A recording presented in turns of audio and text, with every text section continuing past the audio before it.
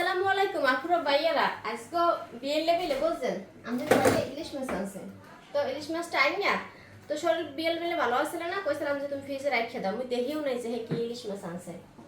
আর এই ধরনের এই যে ছোট সাইজ, মানে এটা মনে হয় জাটকা ইলিশ মাছ কয় রে।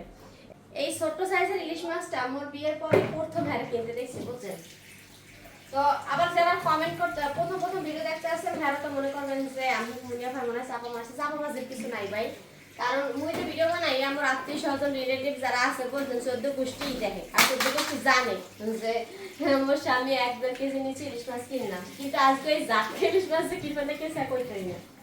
তো যাই হোক বিকেলে বেলা এখানে রাখলে ফ্রিজে রেখে দিছে। এখন ফোন দিছে রাত 10:30।